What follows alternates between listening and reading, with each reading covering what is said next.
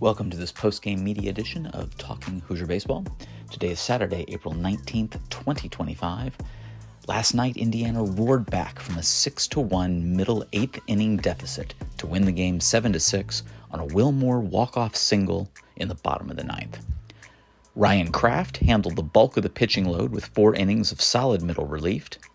The media met with Moore, Kraft, and head coach Jeff Mercer following the contest. Would you say that the decision to put Vogel in when you did was kind of a sign that you thought this was a very likely scenario to happen there at the end? Well, yes and no, to be frank with you.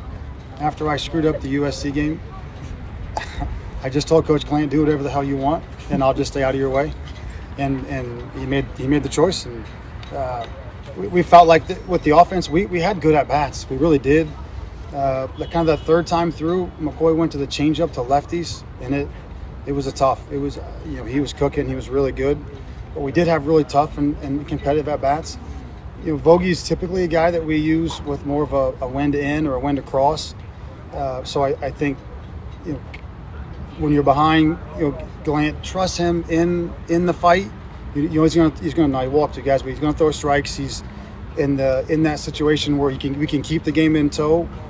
But it's not necessarily his best day to throw, although I'm not sure any of the days this weekend are going to be the best days for him to throw. But yeah, you just felt like we were there, we were close, and with the wind blowing out, I told the guys whether we punch first or they punch first, it's going to be a game late. It's going to be an equalizer, and so yes, the quick answer is yes, but the long answer is I didn't make the decision. Coach Clant did, and I'm sure so glad that he made that decision because it won the game for us. And Vogie comes in and gets the 2 outs, and I told the guys, it was Crafty did a great job, but Vogie coming in and getting those 2 outs, it's a difference in the game. And you have to trust your guys. You have to keep going for it and try to find a way to keep your team in the game. And Coach Clant did a great job doing that tonight. Whether it's the 8th inning, the 9th inning, both of them combined will swing by itself.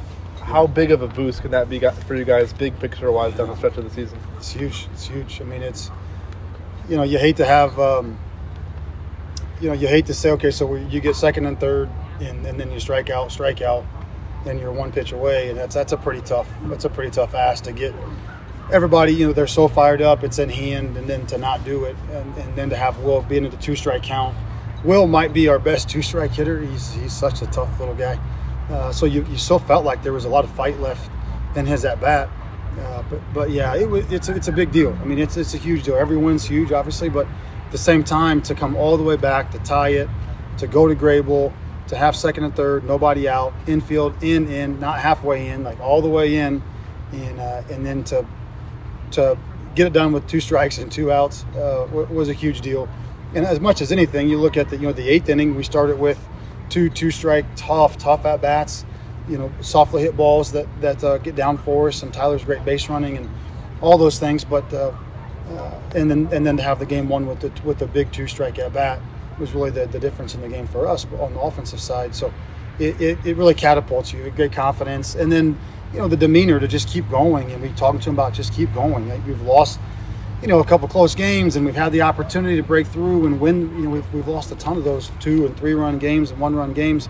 We've had guys on base late, had opportunities, and haven't always come through. So to finish it today is a big deal for the camaraderie and just the enthusiasm going into the rest of the weekend and down the stretch.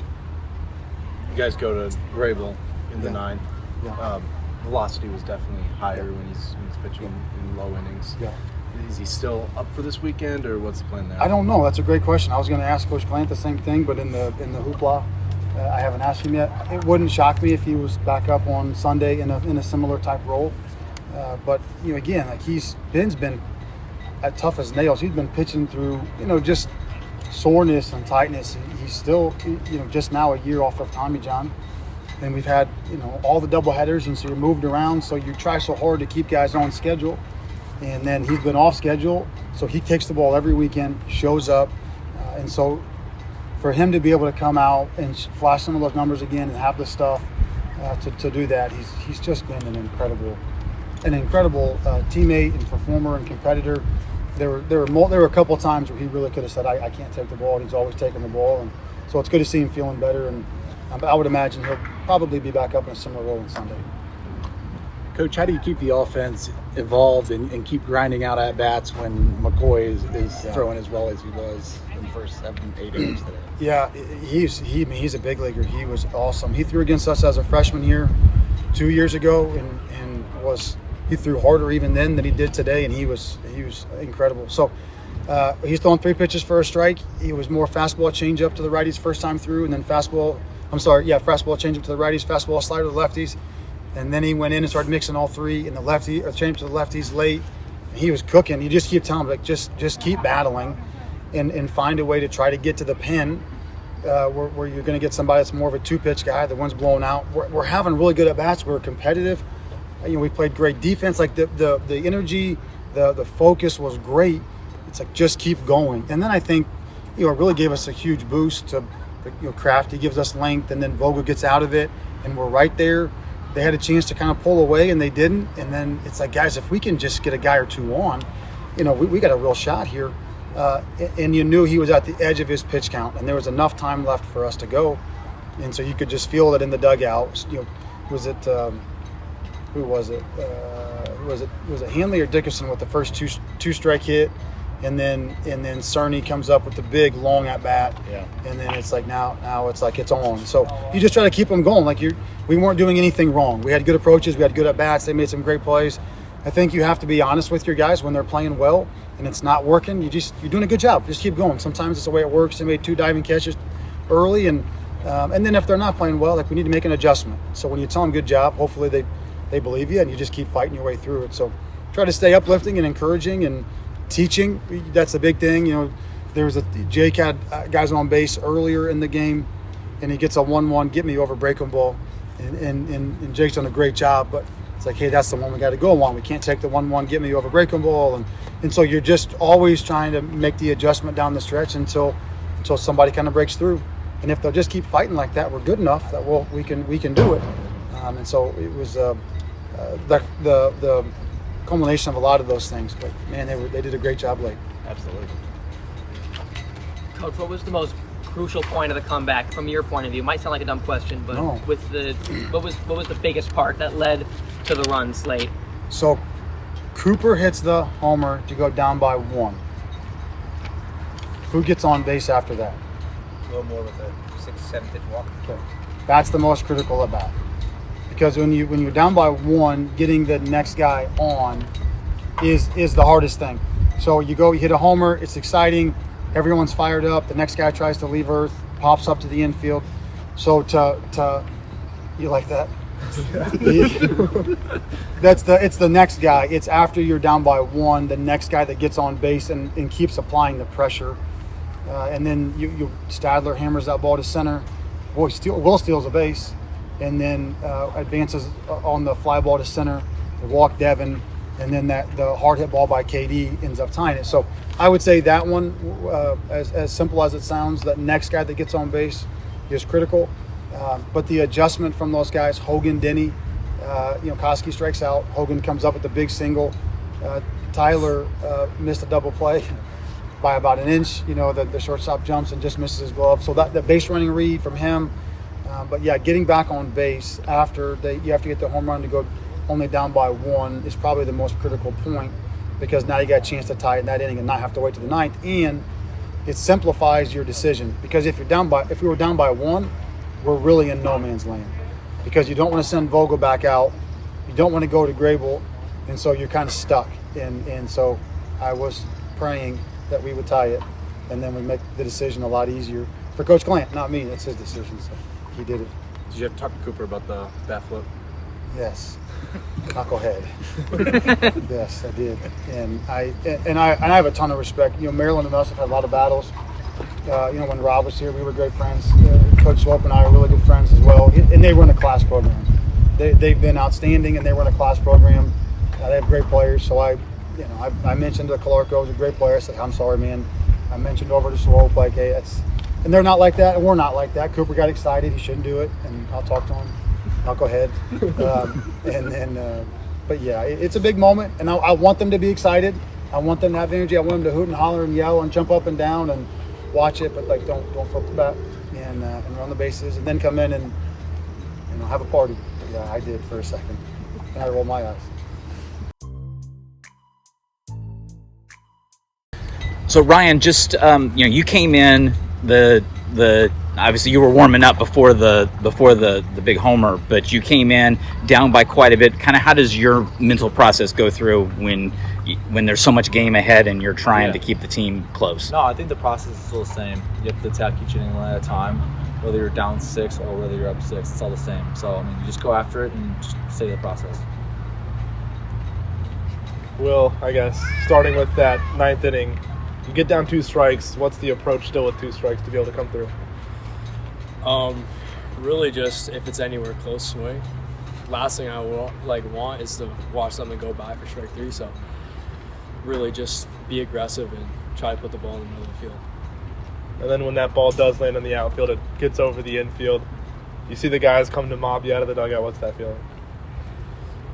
Just great, honestly. Like, couldn't feel my legs. I was just running around. I was like, I see everyone running towards me. I'm like, this might be the best feeling of all time. But yeah, I'm just glad that we won. And it took a whole team effort. And those guys that out of the bullpen that came in and gave us a chance to come back, and even Cooper and those guys that just stacked ABs, like, it's all thanks to the team.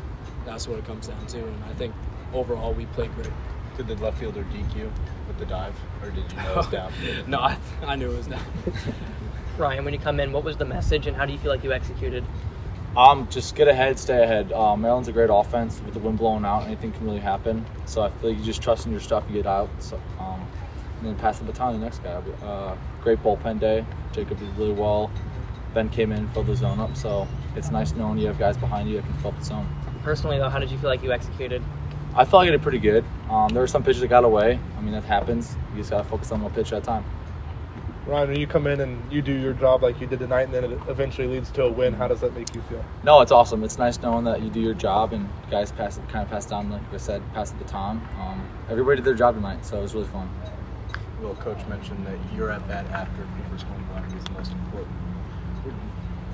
A lot of guys tend to swing, like he said, for another home run. What was your approach there? Just get on base. Like, we need runners, and it just no matter what, just get on first. That's really all I was thinking.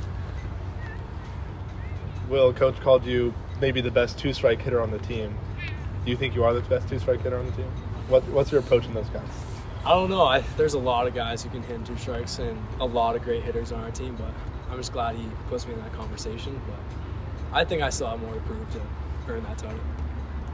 Ryan, as a senior leader on this team, to be frank, the team has struggled in close games during a lot of this season.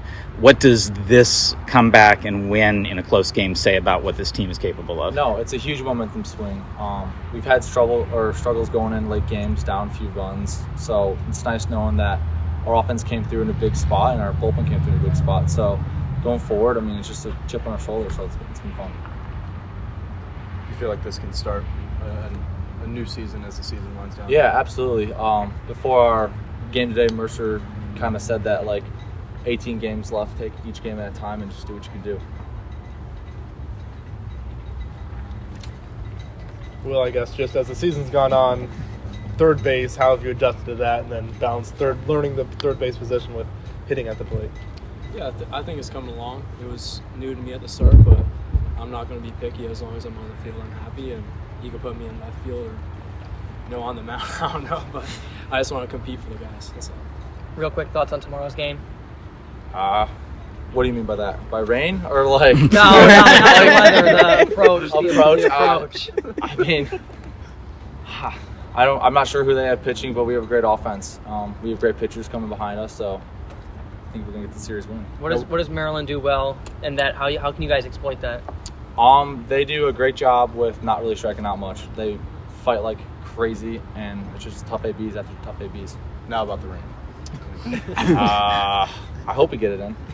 I think we're gonna get it in. I'm not the weatherman, but rain looks like it's gonna dissipate, I guess. So sheriff, but not weatherman. Yeah. Well, yeah. No weatherman for me. Will, as that 9th inning is going on, you see the 2 guys in front of you strike out. You're in the hole, then you're on deck. What's going through your mind before you even get to the plate? For me, it was earlier than that. I think as we were running in, you gotta expect that you get up, and you gotta expect that you're gonna be up there and have a chance to win. So I was kind of just like focused on, getting to first base and hitting the ball hard and just doing whatever I can. Indiana and Maryland continue the series today, Saturday, April 19th at 2 p.m. Eastern. See you at the Bart.